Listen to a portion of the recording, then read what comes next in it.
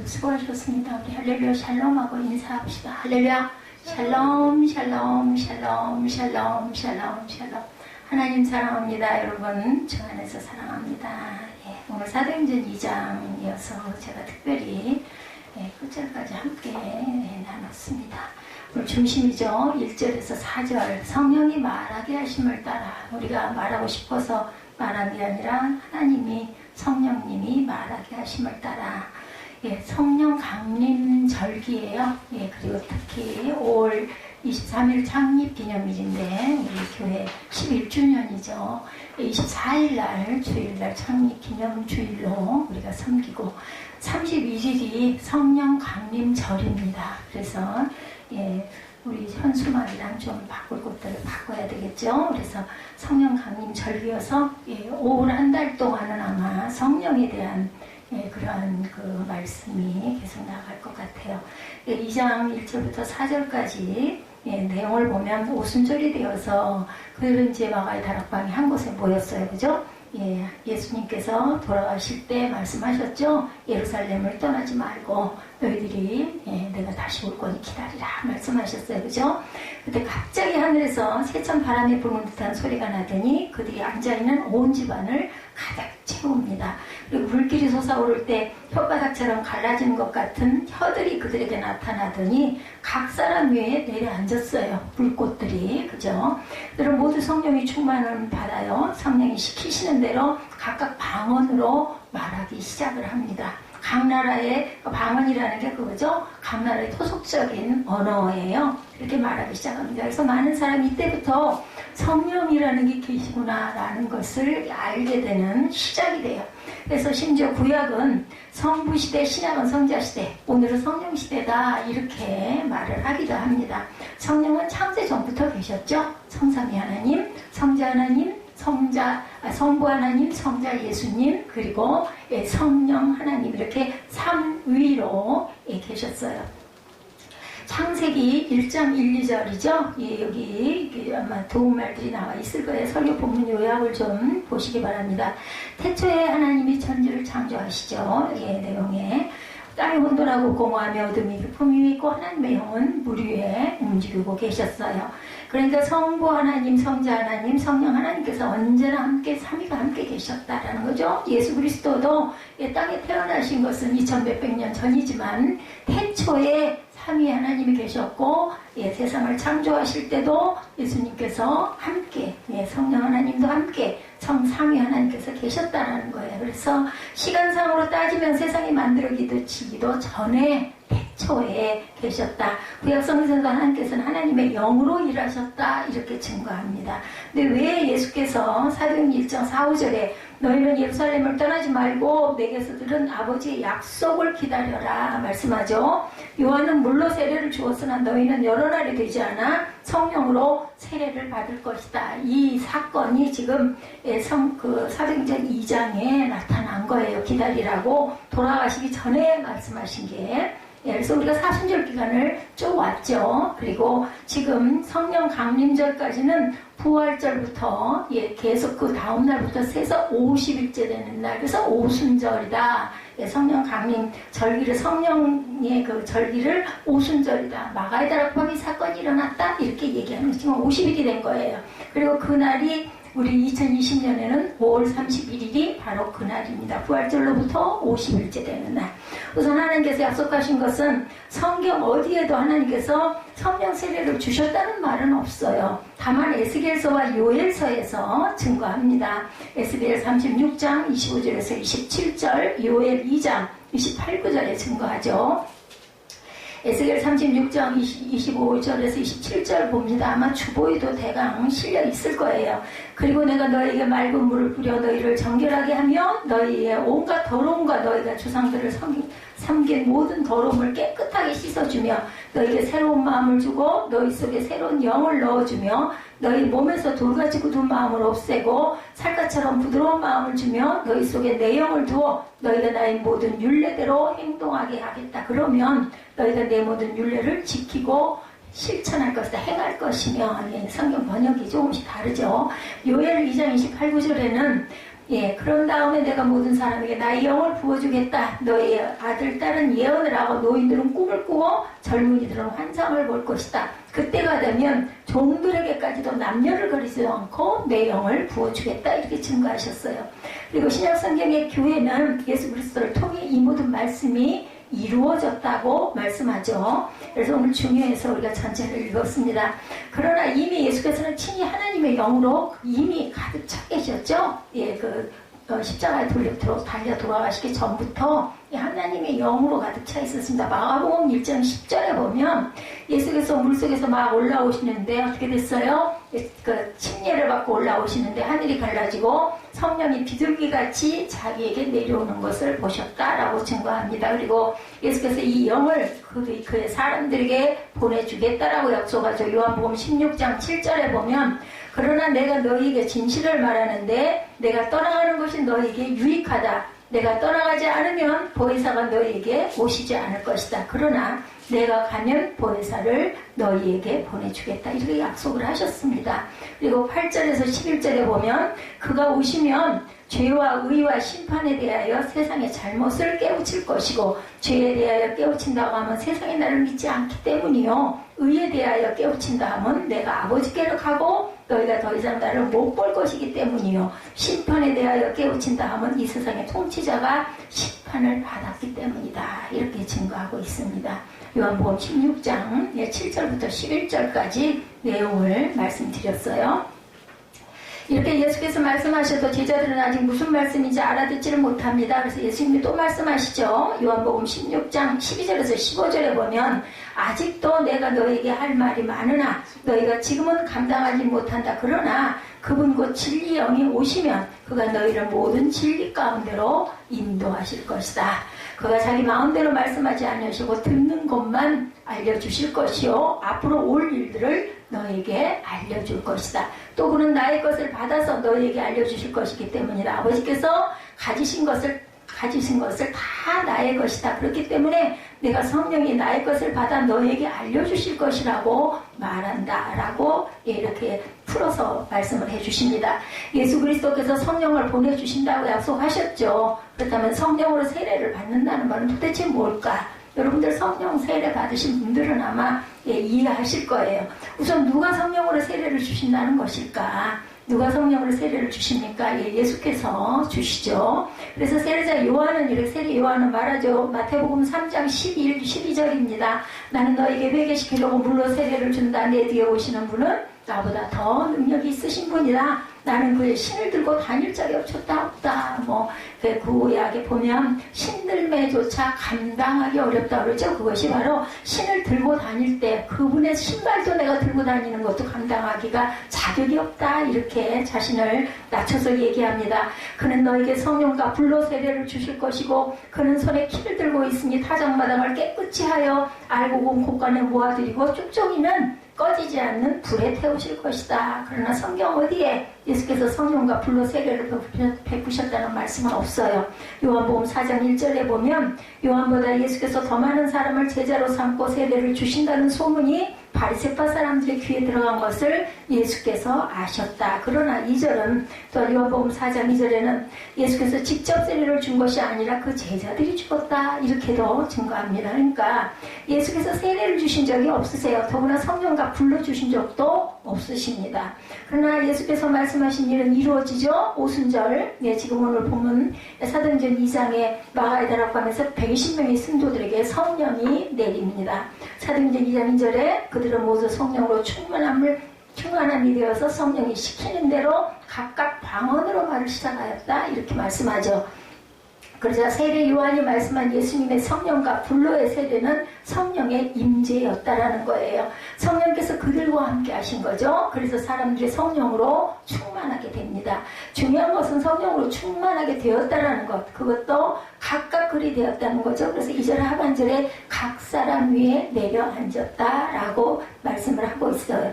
요엘은 아들과 딸, 젊은이, 늙은이, 남종과 여종이다. 모두죠. 이 말은 아들과 딸, 젊은이, 늙은이, 남종과 종까지도. 그러나 오순절 성령 임재는 각자에게 왜 그럴까? 사도행전 2장 38절에 보면 회개하라. 그리고 각 사람은 예수 그리스도의 이름으로 세례를 받고 죄사함을 받으라. 그리하면 성령으로 선물을 받을 것이다. 이렇게 증거합니다. 그런데요, 신기한 것은 성령 세례를 먼저 받는 분도 계세요. 예, 회개하고 세례받지 않고도 성령 세례. 우리 에스더 전도사님이 성령 세례 먼저 받았죠. 기도하는 중에.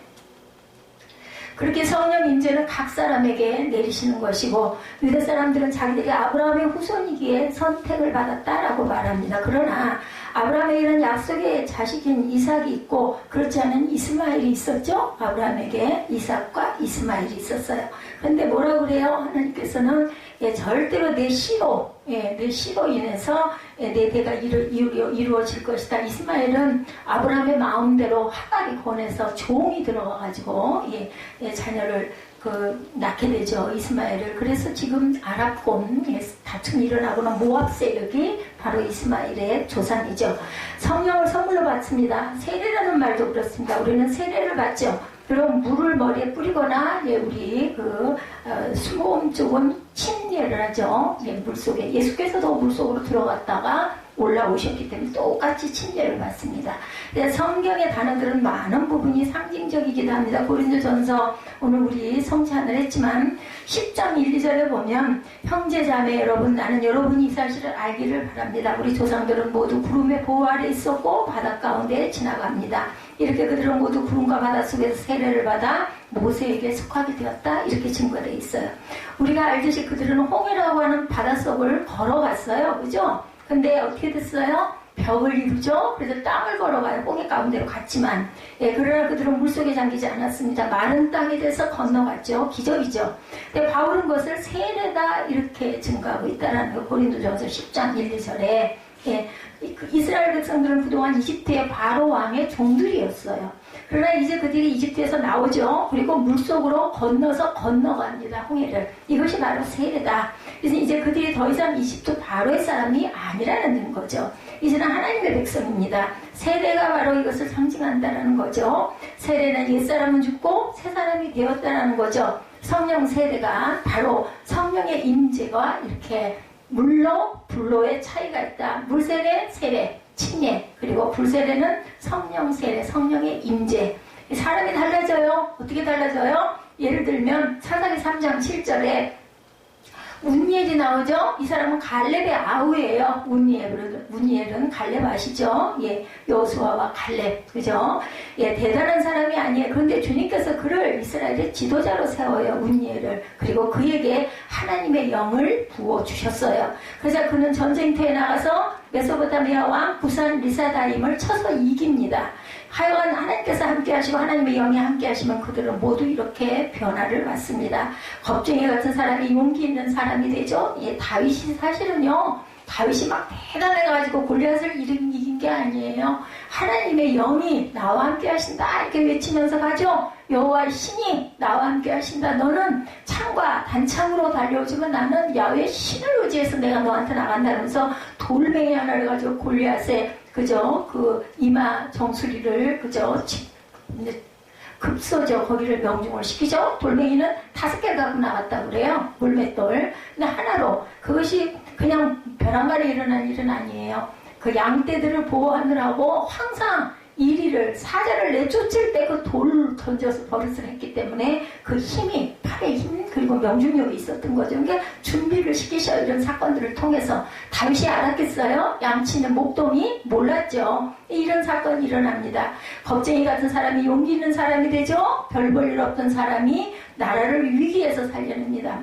그 다윗은 여러분들도 아시지만 형제 중에서도 맨 마지막 전혀 사무엘이 와가지고 당신 형제들을 다 아들들 다 데려오셔 했을 때 이삭이 다윗은 빼놨어요. 나머지 7 아들들만 쭉 세워놔요.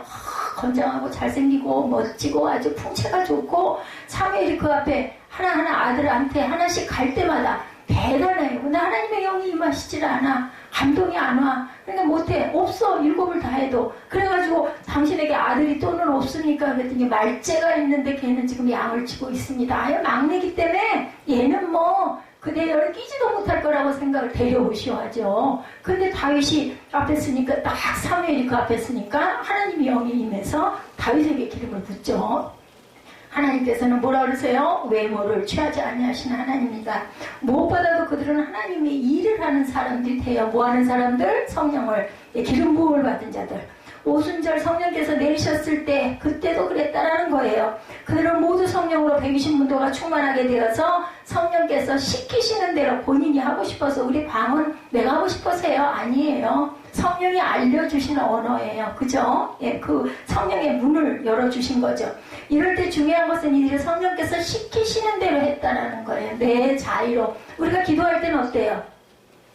우리가 기도하고 싶은 걸 기도하잖아요. 구하고 싶은 걸 구하잖아요. 근데 성령이 말하게 하시는 방언을 우리가 하게 되면 내가 구하는 건 처음에는 그냥 내 의지로 내가 구하는 걸 구해요. 근데 어느새 하다 보면은 깊이 들어가다 보면은 막 뭐 원하지 않던 생각지도 않은 것들, 뭐 생각지도 않았던 사람들, 아니면 뭐 교회들, 아니면 뭐 사업체들 막 이런 것들을 놓고 어떤 목사님들 막 이렇게 막 기도하게 돼요.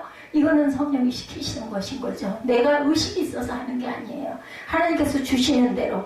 거기에 모인 사람들이 자기 나라의 말, 자기 동네 말을 알아들었다는 거예요. 오, 저 사람, 예, 그거 뭐야 도대체 갈릴리 사람들 아니야? 어째 근데 저 사람들이 이 여러 나라의 방언들을 이렇게 하는 거야? 뭐 16개국 사람들이 모여 있었다고 나와 있더라고요. 그러니까 그들이 알고 있는 그들이 늘 쓰고 있던 말을 했는데 거기에 모인 사람들은 자기들의 말로 알아들었다는 겁니다. 그렇게 사도행전에 말하자면 방언하다가 아니라 방언으로 말하다 이렇게 표현되어 있습니다. 내용을 보면 말하는 사람이 다른 언어로 말했다기보다는 듣는 사람들이 모두 다 알아들었다는 게 중요해요. 우리 방언하면은 뭐 옆에서 못 알아듣잖아요. 무슨 얘기를 하는 거야. 혼자 막 말하니까 방언하는구만. 그렇게만 알지 뭘 하는지 몰라. 뭘 주셔야 돼? 방언 통역의 은사를 주시면 저 사람이 무슨 기도하고 있구나라는 것까지 알 수 있어요. 옆 사람이 방언 통역의 은사를 받으면 A라는 사람이 막 기도할 때 방언으로 기도할 때 B라는 사람이 방언 통역의 은사를 받았어. 그러면은 막 기도하면서 보면 저 A라는 사람은 이러이러한 기도를 하고 있구나를 알아. 보통 사람은 몰라요. 근데 여기서는 각자 나라의 방언으로 얘기했는데 그 말을 다 알아들었다는 거죠. 중요한 거는. 그래서 거기에 모인 사람이 굉장히 신기해. 아니 신기하잖아요. 우리 방언하는 사람이 예전에 지금은 뭐 많이들 하지만 초기에 방언 받아가지고 기도할 때 이단이라고 그랬잖아요. 순복음교회 이단이라고. 조용히 목사님 엄청나게 인터넷에서도 많이 두들겨 맞았어요. 이단교회라고 얘기했고. 근데 성경에 나와 있는데 성령 받고 방언 받고 하는 게 성경에 다 나와 있는데 지금은 뭐 장로교에서들도 방언 기도를 또 많이 하고 인정을 합니다. 근데 초기에 벌써 뭐 몇 년 전이 한 50년 전이지 않아요? 그죠? 40, 50년 전에는 정말 방언하는 사람들 굉장히 많이 핍박받았어요. 그리고 장로교 같은 데나 이런 데 가가지고 방언 기도했다가 다 내쫓겼어요. 이상하다고 내쫓아서 오지 말라고 그러고 그런 일들이 많았죠. 말하고 있는 그 사람은 모두 갈릴리 사람들이야. 그 시골 어촌에 있는 사람들이 어떻게 저런 방언을 저렇게 아니 어떻게 이 나라 말을 이렇게 해인 거예요. 쉽게 얘기를 해서 프랑스 사람, 미국 사람 이렇게 와서 앉아있는데 방언을 하는데 그 사람들이 다 알아들으니까 아니 그 시골 한국 저 코리안 구석에 있는 나라의 사람이 무슨 우리나라 말을 저렇게 해서 내가 다 알아듣게 말을 해. 이 말 뜻입니다. 모인 사람마다 태어난 지방의 말로 듣고 있으니 정말 신기하죠. 그러면서 거기에 모인 사람들이 지역 이름을 말하는데 16개 지역이 등장을 합니다. 그러니까 16개의 다른 동네에서 온 사람들이 베드로의 말을 알아들었다는 거죠. 각자의 방언으로. 사람들은 모두 놀랍니다. 이게 대체 어떻게 된 일이냐. 놀라워하고 또 두려워하고. 우리 인간이 굉장히 겁이 많아요. 뭔가가 막 좀 이렇게 하게 되죠. 놀라는 거죠. 그래서 사도행전 4장에 베드로와 요한이 공유에 끌려갔다가 나와요. 그죠? 그리고 곧장 동료들에게 가서 대제사장들과 장로들이 한 말을 그대로 전합니다. 동료들이 그 이야기를 듣고 기도합니다. 그리고 31절에 사도행전 4장 31절에 그들이 기도를 마치니 그들이 모여있는 곳이 흔들리고 그들은 모두 성령으로 충만하여 하나님의 말씀을 담대히 말하게 되었다라고 얘기하죠. 여기 웬만한 건 다 실어놨어요. 여러분들 그 찾느라고 책장 넘기지 마시고 이 내용을 좀 보세요. 이거 담는데 제가 이 주보, 우리 성인 11시 주보 만들 때 시간이 제일 많이 걸리고 힘이 든 부분이 이거 정리해 놓는 거. 요 안에다가 되도록이면은 여러분들이 다 읽을 수 있게끔, 뭐 너무 길 때는 할 수 없이 조금 자르긴 하지만 있게끔 요걸 맞춰가지고 하느라고 제가 아주 그냥 눈으로 술을 놔요. 그렇기 때문에 여러분들은 꼭 주보에 이것을 이용해서 함께 보시고 같이 읽으시기 바랍니다. 그들의 기도를 마치니 그들이 모이는 곳이 흔들리고 성령으로 충만해서 하나님 말씀을 담대히 말하게 됩니다. 여기서 방언으로 말했다는 기록이 없어요. 그런데 사도행전 10장 베드로가 이탈리아 부대의 그 백부장 고넬료 알죠? 예, 베드로에게 영을 부어주시고 고넬료에게도 성령이 인도하셔서 둘이 만나게 해요. 그때는 이 이방인을 만나면 정말 그거는 말도 안 되는 사건이었죠. 이방인은 사람으로 취급을 안 했는데 베드로도 하나님께서 말씀하시는 그 성령의 그 영을 어기지를 못하고 그것을 도대체 이게 무슨 뜻일까 하다가 고넬료에게도 똑같이 오고 그래서 예, 가서 질문을 보내죠. 하인을 보내죠. 예, 저희 집에 좀 와주십시오. 근데 베드로가 그 부분을 기도할 때 그 먹지 못하는 짐승이 막 예, 이렇게 쟁반에 매달려갖고 내려왔다 올라갔다 내려왔다 올라갔다 먹어라 받아 먹어라. 아유 저는 이게 부정한 거 못 먹습니다. 하나님 아시지 않습니까? 이 녀석아 내가 정하다고 깨끗하다고 뭐 깨끗한 거야 먹는 거야 먹어. 이 사건이 있고 나서 고넬료의 하인들이 온 거죠. 좀 오시라고 초청을 하는 그걸 보고는 기도하고 하나님의 성령께서 나에게 알게 하셨구나 하고 고넬료 집을 방문하는 사건이 있어요. 그죠? 사도행전에 보면 고넬료의 집에 가서 거기에 있는 모든 사람에게 하나님 말씀 복음이 증거되게 돼요. 이방인에게 예, 곧 예수 그리스도를 전합니다. 그리고 44절에서 46절에 기록되어 있기를 예, 지금 사도행전 10장 말씀이에요. 베드로가 말을 하고 있을 때 그 말을 들은 모든 사람에게 성령이 임했다라고 증거하죠. 할례를 받은 사람들 가운데서 믿게 된 사람으로서 베드로와 함께 온 사람들은 이방 사람들에게도 성령을 선물로 부어주시는 걸 보고 또 놀라요. 이방이라는 게 또 성령이 임하시네. 이런 일이 있어? 그러면은 뭐야? 우리 예, 유대인에게만이 아니라 이 이방 나라에게도 하나님의 영이 임하시는구나. 이걸 처음 깨달았다는 거죠. 고넬료 집에서. 그들은 이방 사람들이 방언으로 말하는 것과 하나님을 높여 찬양하는 것을 듣고 놀라워합니다. 예, 베드로를 따라 함께 온 사람들, 이 사람들은 유대 사람들인데 이 사람들이 놀라는 거죠. 자기들도 예, 그걸 보고 깜짝 놀라는 거예요. 고넬료의 집에 모인 사람들이 베드로가 전한 복음을 들었고 그러자 성령께서 그들에게 성령이 내리고 방언으로 말하게. 표적이에요. 표적. 방언을 하는 사람은 일단은 성령이 임했었구나. 언제 임했었든지 아니면 계속 임하든지 이거는 우리가 자꾸 간구하고 사모하면 주시죠. 충만을 자꾸 받아. 성령 충만을 한 번 받았다고 난 성령 받았으니 끝이야는 아닙니다. 그럴 때 고넬료와 그 집안 사람들은 어디 사람들이에요? 대부분 로마 사람들이에요. 이 사람들은. 근데 그들에게 성령께서 내리시자 서로 의사소통이 가능해요. 로마 사람들하고 갈릴리 사람들하고 막 말을 할 수 있게 됐다라는 얘기예요. 대화가. 우리 프랑스 말 잘 모르잖아요. 인사 정도 외에는. 근데 막 말을 자유롭게 할 수 있게 됐다는 거죠. 그렇게 방언으로 말한다는 것은 이방 사람이나 유대 사람이나 말이 통하지 않는 사람들이 모였을 때 있었던 일이었다. 언제나 궁금한 것은 주님께서 바울을 택하셨다는 거죠. 12사도가 있는데 예수 믿는 사람들을 박해하는 바울을 택할 이유가 왜 있었겠느냐. 12사도 중에서 골라서 보내면 될 텐데. 그러나 바울은 당시 모든 나라에서 통용하고 있는 그리스어를 사용할 줄 알던 사람이에요. 그리스 철학, 그리스 문화, 그리스 정치 등 모든 것을 알고 있었습니다. 그렇게 어디를 가든 그곳에서 누구를 만나든 말이 통하니까 여러분들 해외 나가보시면요. 바보가 된 것 같아. 말이 편하지가 않으니까 꼭 내가 바보. 아니 말을 못하겠으니까 말하는 말을 못 알아들으니까. 근데 이 바울은 가능했던 사람. 이걸 쓰신 거예요. 하나님께서. 그릇을 쓰신 거죠. 그리고 하나님에 대한 열정은 있었던 사람이 사울이었죠. 예, 나중에 물론 이름이 바뀐 게 아니라 예, 그 아람어와 예, 이스라엘어, 그리스어, 이 언어의 차이예요. 사울과 바울이라는 것은. 예, 그래서 어디서든 예수 그리스도를 전하죠. 아레오바고에서는 그리스의 철학자들과 통언을 합니다. 말이 통합니다. 아레오바고는요, 커다란 광장이에요. 로마에 있는. 예, 그래서 보니까 그 전에 그 정바울 전도사 어디인가를 잠깐 들어가 봤더니 그 이름을 자기 별명을 아레오파고라고 써놨더라고요. 보통 사람들은 모르죠. 그게 뭔지. 그래서 제가 이 부분을 또 일부러 공부했잖아요. 뭔데 아레오파고냐 했더니 여기 맞더라고요. 그 토론하는 관념. 그러니까 자기는 그 강단에 쓰겠다라는 이제 뜻으로 아레오파고라고 자기 별명을 이니셜을 만들었던 거죠. 그 은혜가 있으니까. 사도 바울도 고린도전서 14장 18절에서 나는 여러분 가운데 누구보다 더 많이 방언을 말할 수 있음을 하나님께 감사합니다 라고 말씀합니다. 어디를 가든 누구를 만나든 말이 통할 수 있어서 감사하다는 뜻으로 우리가 이해를 해야 될 거.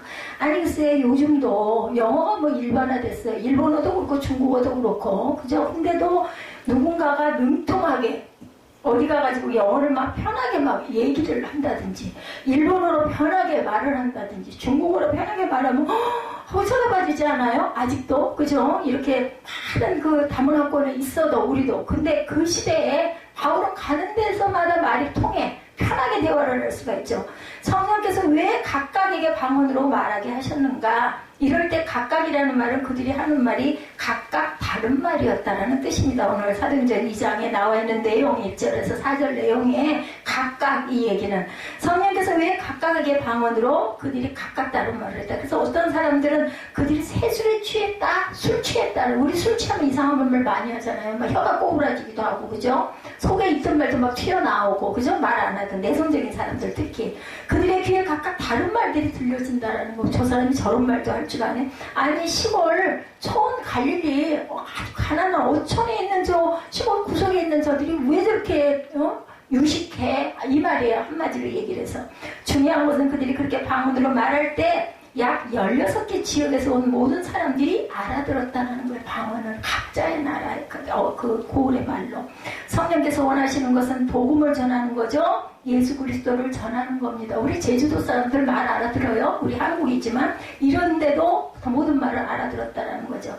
방언을 말하느냐 못하느냐가 중요한 게 아니라 그것이 어떤 말이든지 그 말로 예수 그리스도를 전하라는 거예요. 전하라는 거. 그래서 듣는 사람들로 하여금 그리스도를 믿어서 구원을 얻게 하라. 중요한 건 방법이 중요한 게 아니라 그들이 알아듣고 감동을 해서 예수 그리스도를 인정하고 구원받게 하는 게 복음이 바로 그거니까. 사도행전 2장 14절에서 36절의 긴 설교 우리 아까 같이 함께 읽었어요. 그죠? 베드로가 한 설교가 나오죠? 그러고 나서 어떻게 됐다고 3,000명이 구원을 받았다고 그러죠? 물론 베드로가 사용하는 말은 그거 살던 동네 말이었을 거예요. 베드로는 뭐 공부한 바도 없고 유학을 한 바도 없어요. 바울은 유학을 많이 했지만 그러나 거기에 모인 사람들은 그 말을 알아들었다는 거예요. 베드로가 하는 말을 모든 각자 딴 데서 온 사람들이 모두 다 알아들은 정도가 아니라 알아듣는 사람들은 마음이 찔렸어. 우리 어떻게 막 그러죠. 그러니 우리는 이제 우리가 어떻게 하면 좋겠습니까? 하나님께서 원하시는 것은 바로 이거죠. 그리스도께서 원하시는 것도 바로 이거. 그럼 나 어떻게 이 죄를 회개하시면 됩니다. 방법은 다 그거예요. 모든 사람이 복음을 듣고 마음이 찔려서 우리가 어떻게 하면 좋겠습니까? 라고 부르짖는 거죠. 이때까지 죄와 사망 가운데 살아온 삶이 아파서 듣고 이해했다는 거예요. 어떡해. 그럼 이건 어떡하면 좋아? 나 지옥에 떨어질 건데. 쉬운 얘기로 이때까지 살아온 삶이 잘못된 삶이었구나. 우리가 어떻게 하면 좋을까 하고 부르짖는 거죠. 확실히 알아야 될 것은 우리는 죄 가운데 살았어요. 우리는 허물과 죄 가운데 이 세상의 풍조를 따라 그냥 살았어요. 별 생각 없이 살기도 했고 아니면 뭐 다른 신을 섬기면서 살기도 했고 불순종의 자식들 가운데 작용하는 영을 따라 살았어. 왜 우리 원죄가 있기 때문에. 지금도 육신의 정욕대로 살고 육신과 마음이 원하는 대로 하며 사는 사람들이 많아요. 교회를 나온다고 해도 양심이 있는 거는 일반 은총이에요. 여러분들 양심. 물론 지식 있고 그죠? 마음밭이 온전한 사람들은 그 부분이 더 강하고 그렇지 않은 사람들은 뭐 이까짓 것쯤이야. 엄청나게 악하게 굴면서도 막 자기 안면을 합니다. 조금씩의 차이는 있지만 이거는 일반 은총. 하나님 주시는 모든 사람들에게 있는 이 양심, 영이 이 안에 있는 거를 그걸 몰라요. 근데 하나님을 알고 나면 내가 나 이거 당연해. 이건 정당해. 인 것도 마음이 찔리는 거죠. 내가 종이 돼가지고 이거를 내가 더 이렇게 해줘야 됐었는데 나 진짜 잘못했구나. 왜 자꾸 내 위주로 자꾸 생각을 해. 상대방이 중요한 게 아니라 이거 내가 잘못했어. 이래가지고 내가 무슨 자격이 있겠어. 이런 찔림. 그런 게 온다는 거죠. 아니 내가 믿는다 하면서 내가 성령 받았다 하면서 내가 하나님께 이렇게 감사하면서 왜 사람을 아까 우리 그 시에도 나와 있죠. 우리 세빈 예배에도 보면 우리 사람은 꽃만도 못하네. 제가 아까 그 얘기를 했어요. 세빈 예배에 그 시를 보니까는 너무나 그 감동이 가가지고 보니까 꽃들은 서로 화내지 않겠지 향기로 말하니까 꽃들은 서로 싸우지 않겠지 예쁘게 말하니까 꽃들은 서로 미워하지 않겠지 사랑만 하니까 여러분들 우리 꽃 같지도 못하잖아요. 그죠? 비가 오면 함께 젖고 바람 불면 함께 흔들리고 어울려 피는 기쁨으로 웃기만 하네. 더불어 사는 행복으로 즐겁기만 하네. 꽃을 보고도 못 보는 사람이여 한철 피었다지는 꽃들도 그렇게 살다 간다네. 그렇게 아름답게 살다 간다네. 우리가 이 꽃만 같으면 얼마나 좋겠어요. 그죠? 하루에도 수없이 내가 아니라 남을 원망할 때가 얼마나 많은지 직장에서 가정에서 그죠? 아니면 어느 단체에서 그러니까 이런 걸 느끼는 거죠. 난 정말 꽃만도 못해. 지금도 불순종의 자식들 가운데 작용하는 영을 따라 살아가고 육신의 정욕, 안목의 정욕, 이생의 사랑에 빠져가지고 나도 나를 어쩌지 못하고 마음이 좀 찔리면서도 막 그 정욕이 본인도 알아. 이제 나이가 들면 점점 더 알아지죠. 내가 이거 육신의 정욕이네. 내가 자꾸 지금도 안목의 정욕, 지금도 작용을 하고 있는 알아요. 내가 정말 이생의 사랑을 아직도 이루고 싶어 하네. 남이 나를 좀 이렇게 눈아래를 보거나 알아주지 않는 것 같거나 하면은 막 속이 상하고 이 모든 거 육신의 영역이죠. 그런 우리를 하나님께서 사랑하셨대요. 불쌍히 여기셨대요. 그래서 외아들을 보내주셨대요. 그 하나님의 외아들 예수께서 이 땅에 오셔서 십자가 위에서 누구를 위해서? 바로 나를 위해서 저와 여러분을 위해서 죽으셨대요. 그래서 오늘 성찬에 우리가 참여한 거 아니에요. 그죠? 또 한 달. 우리가 주님과 동행하게 하여 주옵소서예요. 다른 뜻이 있는 게 아니라 예수께서 주신 그 식탁 자리에서 주신 거예요. 이 떡은 내 몸이다. 이 돌아가시기 직전에, 그죠? 이 포도주는 내 피다. 너희들 먹어라. 그거는 나와 합한 삶을 가자라는 언약입니다. 우리는 늘 유대 사람들이 예수님을 십자가에 못 박아 죽였다고 말하죠. 본디오 빌라도와 유대 사람들이 예수를 죽였을까? 예수께서 왜 죽으셨을까? 여러분들 한번 깊이 생각해 보셨습니까? 하나님의 뜻이었기 때문에 예수님은 순종하셨고 하나님의 뜻이었기 때문에 십자가에 달려 돌아가신 거예요. 뭐라고 돌아가셨어요? 다 이루었다 이러셨어요. 기도하실 때마다 처음에는 이 잔을 내게서 피할 수 있으면 피하게 하옵소서 그랬죠. 육신을 입고 오셨기 때문에 누가 좋겠어요. 그 고난받고 돌아가시니 좋지 않죠. 육신을 입고 오셨는데. 그런데 내 뜻대로 마옵시고 아버지의 뜻대로 하옵소서. 여러분들 기도하실 때 이렇게 기도하시기 바랍니다. 그 나라와 의를 구하면 내 모든 것을 나머지는 너한테 더하여 주신다고 하셨어요. 그러니까 하나님 내가 상황은 이러이러합니다. 근데 하나님 보시기에 하나님 뜻대로 원대로 하옵소서. 근데 제가 정말 이렇게 공고합니다. 이거 아릴 수는 있어요. 그러니까 하나님의 뜻대로 하옵소서가 분명히 따라야 한다는 것. 그러면 하나님이 자기 사랑하는 아들을 사랑하는 딸을 죽이시겠냐고요. 고난이 있다 할지라도 결과는 그저 아름다운 열매를 맺게 해주시는 줄 있습니다. 사도행전 2장 36절에 그러므로 이스라엘의 온 집안은 확실히 알아라. 하나님께서는 여러분이 십자가에 못 박으니 예수를 주님과 그리스도가 되게 하셨다. 36절에 그렇게 나타나 있죠. 그런즉 이스라엘 온 집안은 확실히 알지니 너희가 십자가에 못 박으니 예수를 하나님이 주와 그리스도가 되게 하셨느니라 하니라. 그러므로 확실히 알 것, 하나님께서 우리가 십자가에 못 박아주신 예수를 우리의 주님과 그리스도가 되게 하려고 못 박히게 하셨어요. 그게 언제부터? 구약에부터. 아까도 말씀드렸죠? 요엘에. 그죠? 그 수천 년 전에 예수님 오시기 전에 그런 예언자들이 계속 얘기합니다. 예수께서 여러분들의 주님이시고 그리스도이심을 여러분들 믿으십니까? 아멘. 우리가 십자가에 못 박아 죽인 사람이 우리의 주님이시고 그리스도 곧 구원자가 될 세이비어. 여러분들 아시죠? 내가 죽었는데 내가 죽인 그 사람이 나의 주님이 되셨어요. 그죠? 내가 죽였는데 그님이 나의 구주가 되셨어요. 그분이. 내가 죽인 그분이. 그러니 우리가 이 말을 믿을 수가 있겠는가? 믿기는커녕 안 말도 한다는 소리죠. 세상 속에서 나를 죽인 사람을, 내가 죽인 사람을 어떻게 그 사람이 나를 원수로 여기지 어떻게 내 주님이 되셨겠느냐는 거죠. 성경은 뭐라고 말씀합니까? 믿으라고 맞죠. 제가 시간마다 우리가 항상 설교하는 설교의 중심은 오로지 하나님의 말씀입니다. 그죠? 베드로전서에 분명히 말씀하죠. 사도행전 베드로가 말하는 사도행전 2장 32, 3절이죠. 이 예수를 하나님께서 살리셨다. 32, 3절 볼까요? 이 예수를 하나님이 살리신지라 우리가 다 이 일의 증인이로다. 하나님의 오른손으로 예수를 높이 드심에 그가 약속하신 성령을 아버지께 받아서 너희가 보고 듣는 이것을 부어주셨느니라. 오늘 본문 32, 3절입니다. 예수 그리스도의 죽으심과 살아나심 그리고 하늘에 오르심은 모두 다 사실입니다. 베드로가 말하는 거예요. 많은 사람이 듣고 봅니다. 심지어 예수께서 하늘로 올라가신 것도 봤어요. 승천하실 때. 그죠? 십자가에 못 박히시고 나서 오셔서 며칠 동안 계셨어요? 여러분들 40일 동안 계시다가 승천하셨어요. 많은 500명이 보이는 자리에서 하늘로 내가 간 모습 이대로 오리라 하고 올라가셨어요. 천사들이 말하죠. 뭘 당신들 그렇게 이상하게 봅니까? 저분은 갔다가 오실 분입니다. 라는 말이 성경 사복음서에 다 적혀 있습니다. 그런데 어떤 사람들은 조롱하죠. 자, 자기 동네의 말로 예수 그리스도를 증거합니다. 그것을 거기에 모인 사람들이 자기들의 말로 알아듣습니다. 근데 조롱하는 사람도 있어요. 그 사람들은 성령을 받은 사도들을 세술에 취했다 이렇게 얘기하죠. 우리 그전에 어땠어요? 막 통성으로 울면서 성령에 취해서 기도하니까 그죠? 예, 미쳤다고 예수를 그따위로 믿냐고 그러고 와가지고 핍박을 했죠. 그 사람 지금 어떻게 됐을까요? 예수 믿을까요? 그죠? 예, 16절에서 21절에 보면 말씀하죠.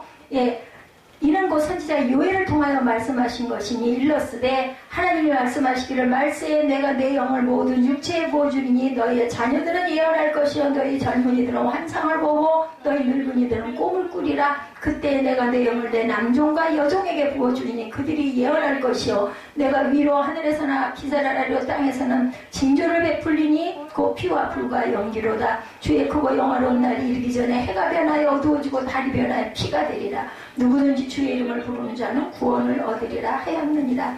여기 조건이 있어요. 주의 이름을 부르는 자. 여러분들 사건들이 일어나죠. 징조가. 그죠? 하늘에서는 기사와 아래로 땅에서는 징조. 뭐 있었어요? 코로나. 그죠? 예, 하늘에서 불과 땅에서는 징조들. 전염병이 계속 앞으로도 돌 것입니다. 그리고 자연재해는 끊임없이 일어날 거예요. 제가 그 재해에 대한 것을 좀 이렇게 들여다보다 보니까 아주 무시무시하더라고요. 세계적으로 재해나 뭐 우리는 그냥 저는 그냥 몰라라 하고 이렇게 우산이 얼마나 물 위에 떠있는 이력 편중가 저는 그 생각을 했습니다. 이거 사람밖에 없는 거예요. 보면. 예, 근데 나는 정말 평안하게 이 나이까지 살고 있는 거 하나님의 은혜예요. 내가 살고 싶다고 사는 게 아니야. 이 지역의 어느 순간 지금 이 순간, 그죠? 이다 한 시간 뒤에 무슨 일이 일어날지 우리는 아무도 모르는 거죠. 이거 자연재해와 세상의 모든 징조들이 일어날 것이라고. 그런데 주의 이름을 부르는 자는 구원을, 아니 그렇게 순식간에 나도 모르게 내 원하는 대로 아니라 생명대로 아니라 죽어. 그래서 내가 주의 이름을 불렀으면 구원을 받으려. 얼마나 감사해요. 내가 영원한 삶을 살 수 있다니 그것처럼 귀함이 어디 있겠느냐는 거죠.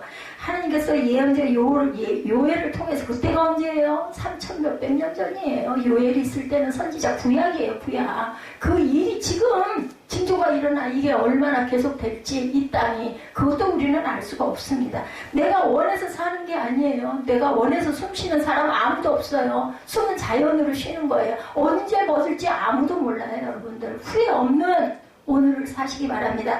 그러기 위해서 여러분들 이 자리에 계신 거예요. 예배드리러 가야지 주일이니까. 때로는 좀 귀찮고, 때로는 좀 더 쉬고 싶고, 좀 자고 싶고, 아니면 어디 가고 싶고 해도 잡혀서 계시는 여러분들, 교회에 감사하게 찾아오는 거죠. 말씀, 그 말씀이 그 말씀 다 아는 말씀이지만, 그래도 성찬 받아야지, 예배 드려야지. 주님의 크고 영화로운 날이 오기 전에 해는 변해서 어둠이 되고, 아니, 해가 변해서 그 전에 여러분들 못 들으셨어요? 전 들었는데, 일식이 일어나가지고, 지구가 깜깜해지고, 그래가지고, 별이 부딪혀가지고, 행성이 부딪혀가지고, 지구가 다 깨지고, 위기다, 이런 거 신문에 났던 저 기억이 나요. 근데 싹 비켜가게 하시죠.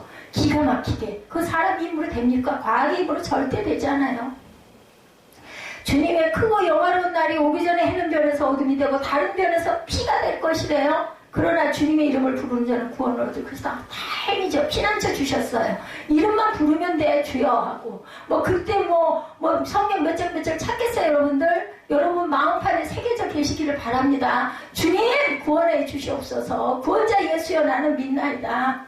이렇게 외치시기 바랍니다. 제가 말씀드리죠. 저는 실제 경험을 했기 때문에 여기 누워있는데 시커먼 그 세력이 와가지고 휙 올 때 그냥 예수의 피 그냥 입에서 튀어나오는 거예요. 뭐 생각할 여지도 없습니다. 그걸 여러분들 준비하고 계셔야 된다는 것이. 주님! 나 구원받았습니다. 이 외침이 여러분들에게 있어야 합니다. 그렇게 하나님께서 약속하신 하나님의 영은 분명히 증명이 된다는 거 잊지 마시기 바랍니다.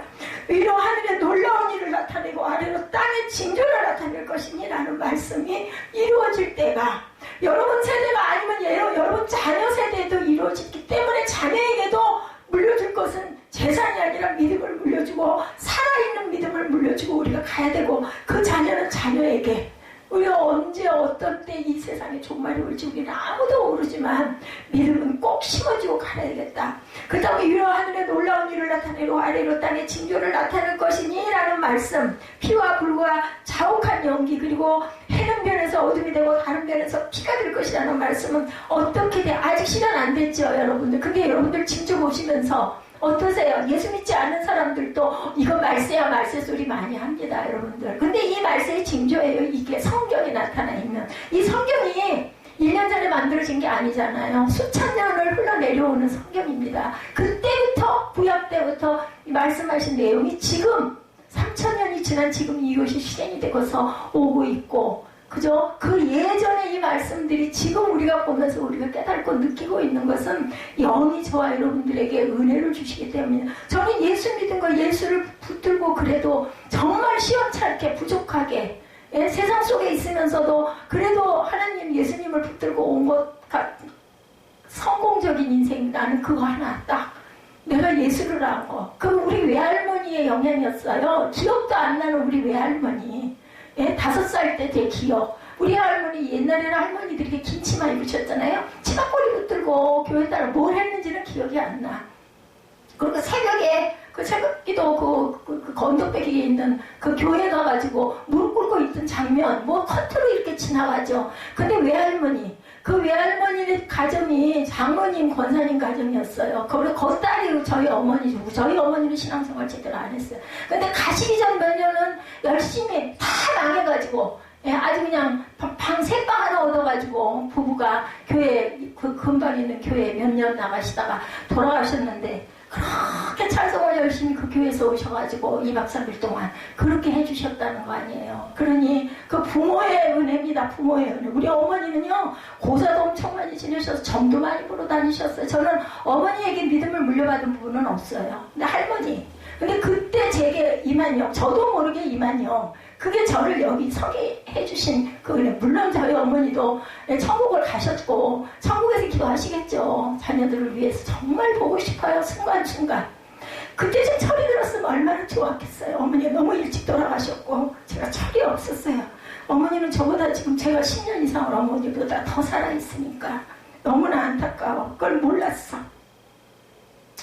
위로 하늘에 놀라운 일을 나타내고 아래 땅에 징조를 나타낼 것이다. 땅에 징조들 일어나고 있는 거 여러분들 아시죠? 곧 피와 불과 자욱한 연기로 나타날 것이다.